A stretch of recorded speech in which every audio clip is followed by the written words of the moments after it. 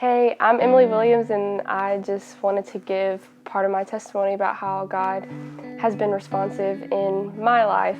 When I was in ninth grade, my relationship with my dad kind of became like very strained, I guess, and I don't really know why, but so it was just like kind of different at that point, and so I would try to like keep getting good grades, like all that stuff, do good at sports, like I played soccer, and so I wanted to like impress him and stuff, and it just kind of seemed like he wasn't really like proud of me, and so I started hanging out with like this group of girls that like probably wasn't the best friends to have in high school, which like I started going to parties and whatnot, and like kind of getting into things like I shouldn't have. Kind of dropped those friends because after a while I realized like, wow, why am I getting into some of these things? Like, that's not me. But I was also trying to get noticed. Then I went to a church camp, like with my home church, and I don't know, I finally decided to tell somebody about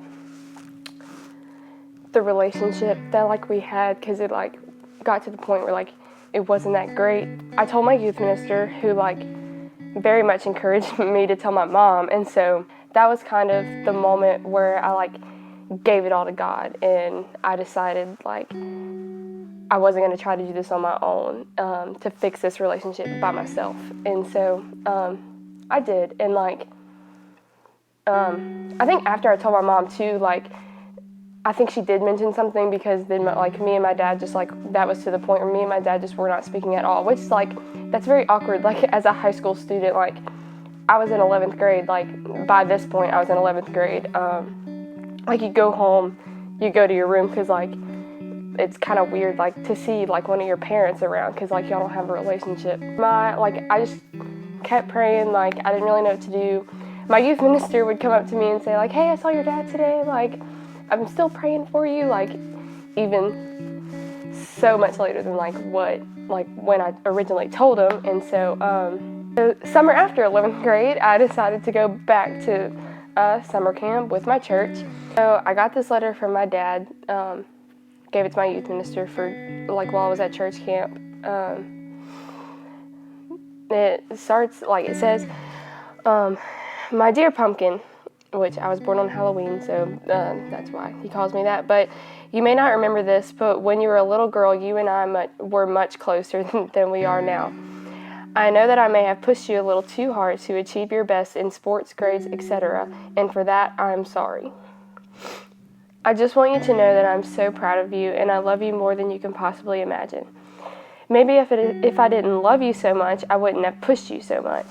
Unfortunately, over time, all I have done is push you away from me. Now I am at the realization that I only have you at home for one more year. I want desperately to have that close relationship with you again, the way we were when you were a little girl. I'm sorry if this sounds so corny, but this has become my number one prayer.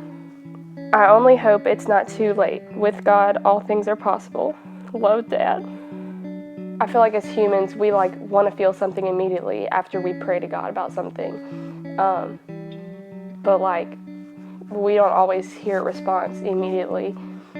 Sometimes he wants us to wait. Sometimes we don't realize that like God is working, whether we see it or not. I had no clue that like my number one prayer was also my dad's number one prayer. We were both wanting to heal that relationship, but like we didn't know. It took a year for God to like reveal that to me. Have you ever prayed about something to God and just kind of like gave up after like a week of like you didn't hear a response, so like why bother, like, or like even just like prayed about it for a month and then gave up because you didn't hear a response? Have you really given God like enough time to even respond to your prayer? This week in Journey, we're talking about how God is responsive, and you'll be hearing about two stories. One story, God answered a prayer immediately. He responded immediately. The second one, he waited. He took his own time. It was a waiting game. They didn't know when he was going to respond, but he responded on his time. And so why, as a college student, do we need a God who is responsive?